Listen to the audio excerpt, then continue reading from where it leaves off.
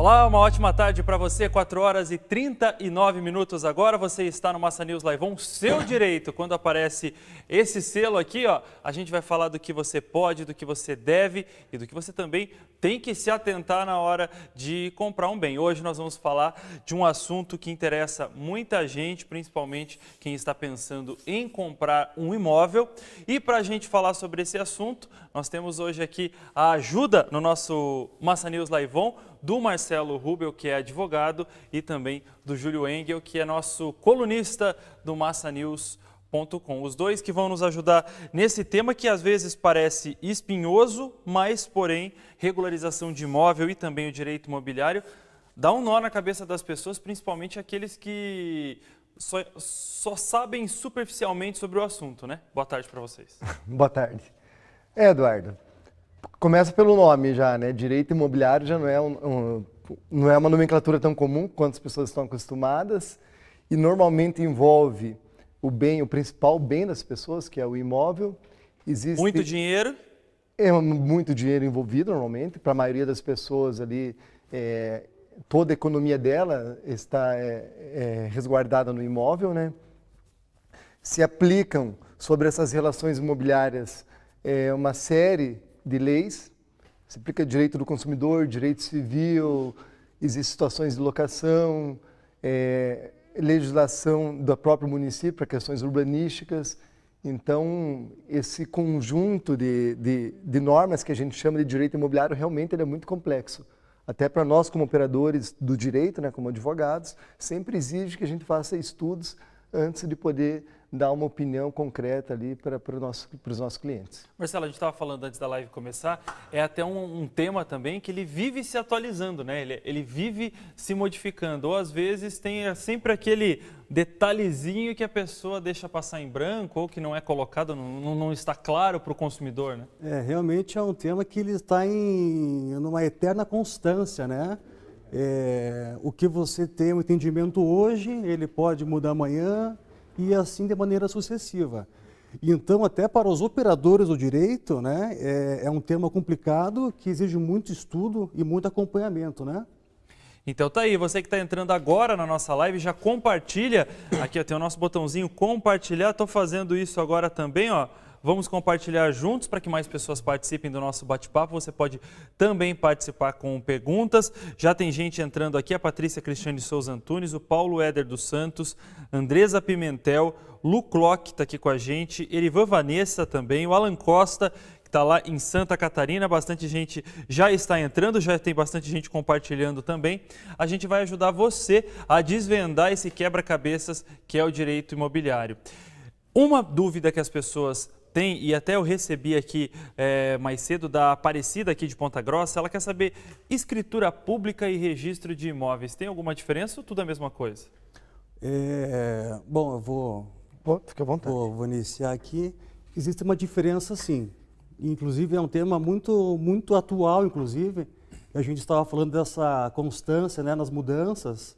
E você compra o imóvel, o que você faz para o primeiro? Você faz a escritura pública em registro de imóveis. É o primeiro passo. Primeiro passo, certo? Não é uma compra e venda com firma reconhecida, não, isso não. É uma escritura pública de compra e venda, certo? Tá. Após isso, você leva essa escritura para registro no registro de imóveis. Mas qual foi a mudança nesse tema? Aqui em Curitiba, na verdade, lá em Ponta Grossa, não sei lhe dizer. Mas em Curitiba aqui, até é bom ela ficar atenta a isso também, para saber se não houve essa mudança. Como é que funcionava aqui? Você fazia a sua escritura de compra e venda, certo? Num tabelionato. E quando você fosse levar essa escritura a registro, só nesse momento aqui você pagava o ITBI, né? Que é o imposto sobre a transmissão de bens imóveis. Agora, a prefeitura, visando aí majorar, né, a capacitação aí de recursos, no momento em que o comprador faz a escritura do imóvel, é necessário você adiantar esse valor do ITBI. ITBI, já que a gente está falando disso, é uma dúvida minha aí. ITBI segue sempre uma mesma regra ou ele não? Ele varia de acordo com o imóvel, de acordo com o valor, de acordo com a região? Então, tem... Bom, eu vou me adiantar aqui também. O ITBI, como é que ele está funcionando? Também aqui em Curitiba aqui. Ele tem a alíquota de 2,7%. Isso para todos os imóveis de qualquer valor. Agora, se para imóveis de até R$100 mil, para fins residenciais e financiados de até 5 anos, você não paga ITBI. Até R$100 mil. R$100 mil, financiados de até 5 anos. Bem residencial. R$100 mil e um centavo até 150 mil, 0,5 de ITBI. A partir disso, não tem mais nenhum benefício. São os únicos benefícios do ITBI. 100 e 150 mil. 100 mil e um centavo. A 150. Lembrando que deve haver o financiamento, né, em até 5 anos e também que seja um imóvel para fins residenciais. Só para complementar em relação à questão da escritura e do registro de imóveis, a escritura ela nada mais é que o contrato que foi realizado de compra e venda. Então, ali na escritura vão estar os termos, ali, qual foi o valor pago, como que será pago esse valor, ou seja, a negociação é a vida entre as partes. Tá? Depois, esse documento, escritura, conforme Marcelo disse, é levado lá no registro de imóvel, que é onde constam todas as informações relativas àquele imóvel, desde quando ele foi constituído, inclusive todos os proprietários. Eventual penhora vai estar constando no registro de imóvel. Por isso, toda vez que a pessoa for comprar um imóvel, o primeiro documento que ela precisa exigir é justamente o registro do imóvel, que é nele que vai estar as informações essenciais para que você possa tomar a decisão. Para uma negociação, para um inclusive para comprovar que determinada pessoa é o proprietário do imóvel. Então, na verdade, é assim, quando você compra um imóvel, você tem que... Comprou o imóvel, já vai guardando a pastinha ali, porque todos esses documentos são fundamentais. Nenhum substitui o outro, né? Na verdade, a escritura, o registro e tudo. Em outras palavras, se você possui interesse em comprar um imóvel X, antes de tudo, o que você deve fazer? É solicitar até o registro de imóveis uma certidão, né?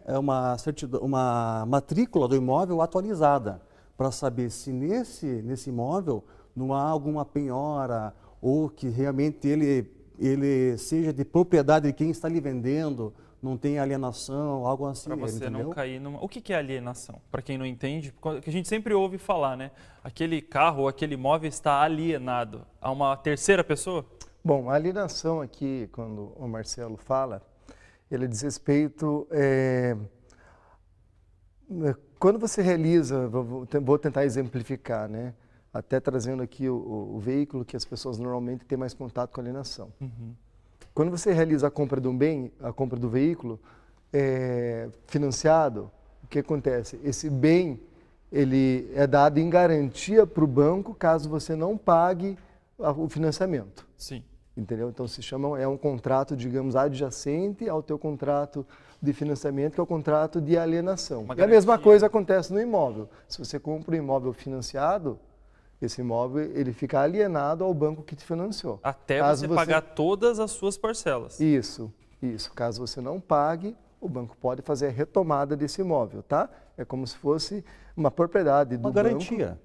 Ela funciona como garantia, mas tecnicamente ele é uma propriedade do banco, né? Sim. Mas é uma garantia de que ele vai receber aquele financiamento. Se não receber o financiamento, ele pega o imóvel. Fiz um financiamento de 20 anos, por exemplo. Durante esses 20 anos que eu vou pagar o meu financiamento, o meu imóvel está alienado ao banco X que eu... Isso. É mais ou menos isso, é assim que funciona. Essa é a ideia, tá? Então, por enquanto, nesses 20 primeiros anos, o dono do meu imóvel é o banco. Isso. Eu só sou... A grosso modo, sim. Estou usando só o imóvel, Isso, né? a grosso modo, sim. Então, bastante gente entrando aqui. Cleide Alves de Oliveira Rosa, Emanuele Marques de Souza. O Nilson Rosário está assistindo a gente de Aracaju, no Sergipe, dizendo que é fã da gente. Obrigado, viu, pela sua audiência. E a Lu Clock está perguntando, dá para assistir esse vídeo depois? Dá sim, viu, Lu? Você pode acessar através da coluna Seu Direito do massanews.com, do qual o Júlio é colunista aqui, ou então você acessa aqui na nossa página mesmo do facebook.com/massanewsparaná, que a live fica disponível logo depois, quando a gente encerra a transmissão ao vivo, ela vai ficar disponível também. A Joanjos está aqui com a gente, o Wellingson Batista, Priscila Koteski lá de Ponta Grossa. Priscila, um grande beijo para você. A Bela Isa, o Luiz Henrique Nowels também está aqui com a gente, Fátima Miranda, Newton Lamaga, Vitória Melo, Ana Maria Ribeiro. Nossa, muita gente aqui entrando na nossa live, bastante gente compartilhando. Se vocês tiverem dúvidas, mandem para a gente. Antes da live começar também, Júlia, a gente estava comentando a questão do imóvel na planta, né? A gente passa na frente de uma obra que ainda nem começou e tem lá a propaganda. Compre seu imóvel na planta com vantagens e benefícios. É tudo isso que eles prometem mesmo ou não? Bom, pode ser uma boa negociação, né? Pode ser uma boa negociação. Você vê relatos de algumas pessoas que compraram e realmente ganharam dinheiro. Se deram bem. Né? Mas não necessariamente você vai ganhar dinheiro com esse tipo de compra. Né? Até porque, a partir do momento que você realiza a promessa da compra e venda, porque quando você está comprando um imóvel na planta ainda, ele não está pronto, você não faz uma compra e venda, você faz um negócio que a gente chama de promessa de compra e venda, né? Ele é um negócio preliminar à realização da compra e venda, imóvel não existe, que só vai poder ser realizada efetivamente quando o imóvel existir. Mas a partir do momento que você faz essa promessa, normalmente as pessoas são atraídas por uma entrada baixa, né? Ou é uma entrada, digamos, um valor ali que caiba no bolso delas. Mas todo aquele valor que ela deixa de pagar, sobre todo aquele valor que ela deixa de pagar, começa a incidir já a correção monetária, né? Então, vou dar um exemplo, a grosso modo, se ela compra um imóvel de 200 mil e dá 20 mil de entrada, no próximo mês ela já vai pagar a correção monetária sobre 180 mil. Uhum. E é justamente isso que as pessoas... E aí vai abatendo. Não vai abater, porque ela deu 20 mil e ela, em alguns casos, só vai pagar o restante na hora do financiamento ou pode, de repente, ir pagando a entrada parcelada um pouco maior, né? Mas, entendeu? Sobre 180 mil já está incidindo a correção monetária, já no próximo mês. E no outro mês também já vai incidir correção monetária sobre 180 mil, mais aquela correção monetária que já tinha incidido. Ah, entendi. Então é por isso que às vezes o negócio não é vantajoso, tá? Acaba saindo mais caro do que... Pode sair mais caro que de repente uma negociação à vista, tá? Na verdade, é bem comum hoje que aconteça isso, que as pessoas compram um imóvel no início da construção e depois na entrega do imóvel exista alguma negociação entre a construtora em relação às unidades que não foram vendidas na fase de construção por um valor abaixo do que ela tinha comprado lá atrás. Ou, entendeu? Ou somando com a atualização, o imóvel dela também fica abaixo. E justamente por isso, às vezes, as pessoas também me questionam, eu fui prejudicada aqui. Fechei por tanto, saiu por tanto, mas é pela correção e por tudo isso. Pois é, mas na verdade é como se fosse um investimento, né? É um risco do negócio. Do mesmo jeito que você pode ganhar dinheiro com isso se houver uma supervalorização do imóvel, porque afinal de contas a valorização não vai acompanhar necessariamente a inflação, ela se comprometeu a pagar a inflação, não o que valoriza perante o mercado. Do mesmo jeito que você pode ganhar, você pode perder. Então, é uma questão ali que exige ali para a pessoa que vai comprar isso daí, exige que ela analise justamente, se entenda o que é uma correção monetária, sobre qual a base que ela está incidindo, porque isso vai ser muito relevante lá na frente quando ela efetivamente for fazer o financiamento, que ela vai ver daí lá o valor que realmente ela vai estar pagando no imóvel. Então tá aí. A gente já responde a pergunta da Patrícia Cristiane Souza, que está aqui com uma pergunta muito boa. A Itamara Camargo também fez uma pergunta, o Robson Antunes outra pergunta, mas só puxando nesse gancho aí da questão do imóvel da planta, que também a gente falava antes da live, a questão assim, comprei o imóvel, atrasou a entrega, promessa para setembro de 2018. A gente passa na frente da obra, aquela obra não avança. A gente passa na frente da obra, a obra não avança. Não cumprir a entrega prevista no contrato, não sei nem se é previsto em contrato. Que pepino é esse que está na mão das pessoas? Bom, Eduardo, em 2015, 2014, houveram muitos casos realmente de atraso de entrega de imóvel, tá? Alegava-se, em geral, pelas construtoras, que faltou mão de obra no mercado, tal, tudo Aquela isso crise, decorrência do boom imobiliário, né, que houve com a facilitação do crédito, Minha Casa Minha Vida, tal, uma série de circunstâncias fomentaram esse mercado imobiliário, tá? O que acontece? Normalmente, nessas promessas de compra e venda, existe uma cláusula que permite um atraso de até 6 meses. Ou seja, aquela data que inicialmente você imaginaria que fosse entregue teu imóvel, ela ainda pode ser prorrogada em 6 meses. Isso está previsto em 95% dos contratos de promessa de compra e venda de imóvel na planta. Sim. Tá, isso está previsto. Houve uma discussão na Justiça sobre a validade dessa cláusula ou não. Ainda não foi decidido no STJ, que é quem em última instância vai dizer se vale ou não, mas a jurisprudência predominante é de que essa cláusula ela é válida. Então, ou seja, além daquele prazo que a pessoa imagina que receberia o imóvel, porque é aquele prazo que foi falado no momento da contratação para ela, de que ela receberia o imóvel, normalmente tem 6 meses. Tá, mas mesmo assim, ultrapassou os 6 meses, tá? O que eu posso exigir da construtora? Tá? Primeira coisa que você pode exigir um lucro cessante. O que seria o lucro cessante? Seria como se fosse o valor correspondente a um aluguel por mês de atraso. Tá? Isso é um direito que você tem de exigir em decorrência do atraso. Além disso, também você pode exigir uma multa pelo descumprimento da obrigação da construtora. Se essa multa não estiver prevista no contrato, e normalmente não vai estar prevista em contrato, Eles já tomam esse cuidado, né? Você vai ter que pedir o reconhecimento judicial disso. Tá? É uma questão que também ainda está em discussão, ela não tem um entendimento consolidado na jurisprudência, tá? Mas tem que ser pedido judicialmente. Fora isso também, e eu percebo um progresso no entendimento jurisprudencial, um progresso favorável ao consumidor, tem sido arbitrado também dano moral, tá? Porque o que acontece é um descumprimento contratual. Via de regra, o descumprimento contratual não presume existir o dano moral, mas nesse caso, esse descumprimento contratual, ele ofende diretamente um direito constitucional de moradia. Então, tem havido um progresso, né, na jurisprudência aí, com o entendimento de que realmente há dano moral nesse tipo de situação. De atraso. E também só exemplificando o dano moral nesse tipo de situação de atraso de entrega, né, do imóvel.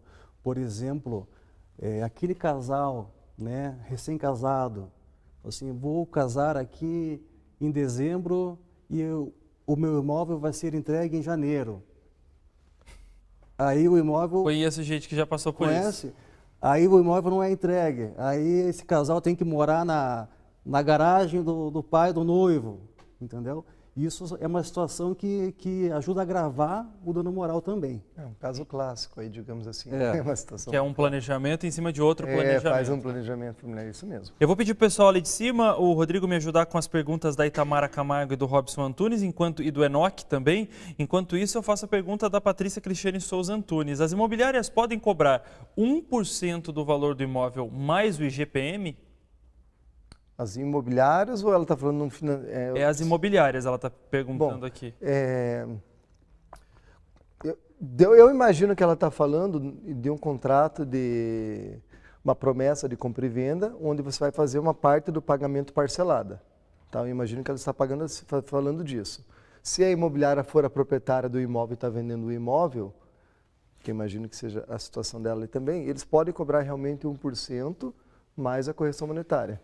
A pergunta do Robson aqui, se na hora que o Rodrigo abrir ali para a gente, só para ele me ajudar, o Robson, ele tá contextualizando a pergunta da Patrícia Cristiane Souza Antunes, que é marido e mulher aqui na nossa live, legal. assistindo aqui, Legal. E aí o Robson explica. Então, enquanto isso, você que está entrando aqui na nossa live, saiba, nós estamos falando hoje de regularização de imóveis, também de compra e venda, estão chegando dúvidas aqui bem interessantes, já falamos do imóvel na planta, que você precisa cuidar, dos cuidados que você precisa ter na hora de fechar negócio, falamos de registro, registro de imóvel, de escritura também, que foi a primeira dúvida que chegou aqui para a gente. Agradeço também já a participação do André Felipe Bonesi, da Kellen Gabriele, do Edmar Alves da Luz, e a pergunta do Robson foi aberta lá. Me ajuda aí, porque aqui...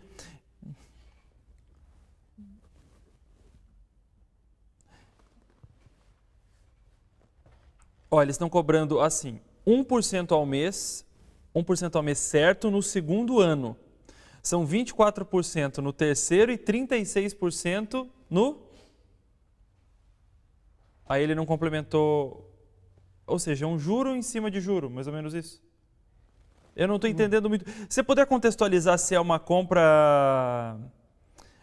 a Patrícia está dizendo aqui que o marido dela está viajando e eles se encontraram na live aqui. Nossa. A pergunta dos dois. Então, se vocês puderem só contextualizar se é uma compra, se é de um imóvel, como é que é aqui, só para a gente entender direitinho e a gente poder dar essa orientação para vocês. E o Enoque, a Itamara Camargo, ela está falando aqui, ó, eu tenho um certo valor de FGTS.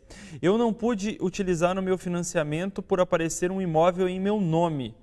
É isso mesmo? Não se pode usar o FGTS Ela quando... quer questionar se é válida a utilização? É. Bom, é uma questão bem específica e... Que depende agora, de caso a caso, às vezes.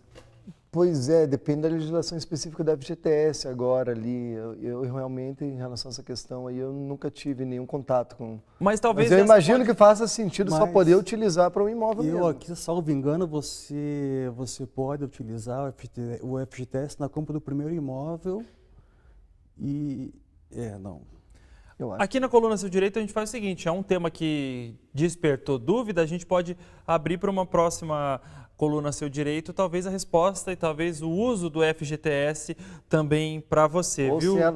Se ela se sentir à vontade e quiser me mandar a pergunta diretamente, depois eu posso responder também. Fazer então uma pesquisa e responder. A pergunta está aqui na nossa live, a gente pede para a produção só separar ali, a gente manda para a Coluna Seu Direito então. Beleza? E a gente responde para você. A Ana Paula aqui de Curitiba, ela pergunta o seguinte, comprei um imóvel com financiamento do banco. Após o término do pagamento da última parcela, como que eu devo proceder para regularizar o imóvel? Preciso lavrar uma outra escritura? É aquela questão da alienação, né? Não, ela não precisa lavrar uma outra escritura, tá? O contrato que ela faz com o banco, ele tem força de escritura. Ele já vai estar registrado lá. O que ela vai ter que fazer é baixar, daí fazer uma baixa, uma nova verbação lá no registro de imóvel mesmo, de que foi quitado esse financiamento. Com o tá? termo de quitação. Com o termo de quitação. Então ela vai pegar um documento com o banco, que vai levar lá no registro do imóvel e lá onde constava, lá naquela matrícula que o imóvel estava financiado e era alienado, eles vão colocar foi extinta aquela alienação e quitado o financiamento. É uma atualização desse atualização daquele documento. Então você não precisa de um novo documento. Então aqui só mais uma última pergunta aqui que chega para a gente também. Tem um terreno onde construir uma casa. Como posso regularizar a minha situação junto à prefeitura? É preciso aí fazer uma escritura nesse caso? Eu só quero entender se ele possui um terreno. Isso, eu tenho um terreno em meu nome onde construir uma casa. Como é feita a regularização junto à prefeitura? Às vezes construiu uma Da construção, né? Da construção. Ele deve ter construído irregularmente, né? Então ele primeiro deveria ter solicitado um alvará de construção, levado um projeto na prefeitura e solicitado um alvará. Digamos que existe um passo a passo para você iniciar uma construção, uma edificação.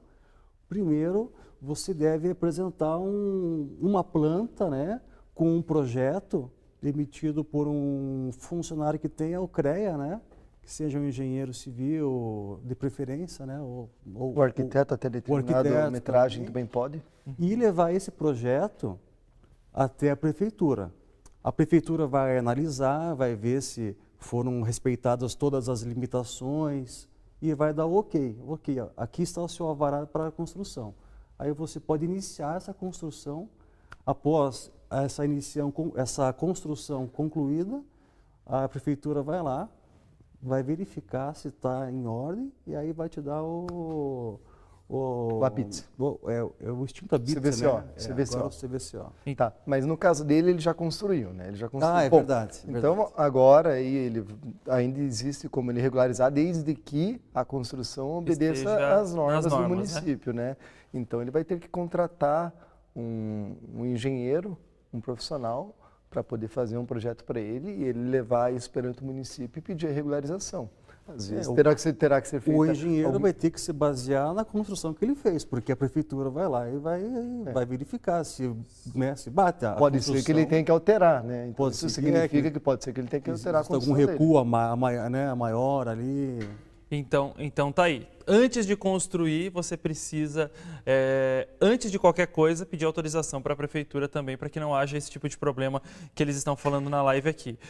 Patrícia, a sua pergunta está aqui, a sua exemplificação toda está aqui. Eu vou passar para o pessoal, para o Júlio e para o Marcelo também, para que a gente tente responder, mande para você, só para a gente não... porque o caso aqui é uma história toda que ela explicou aqui para a gente, eu passo para vocês, se conseguir responder sim, senão a gente busca até uma maneira de responder mais claramente para você. Mas essa foi a nossa coluna Seu Direito de hoje, eu quero agradecer muito a presença de vocês aqui, acho que conseguimos sanar bastante dúvidas das pessoas que participaram, que entraram na nossa live hoje, e já temos uma próxima encaminhada, né, Júlio? Com certeza, a gente vai já pensar no próximo tema aí. Então tá aí. Obrigado pela participação de vocês, valeu. Marcelo, até uma próxima. Obrigado aí a todos pelo comparecimento aí, na live aí, foi muito legal. E a gente fica por aqui. Até uma próxima, gente. Tchau, tchau.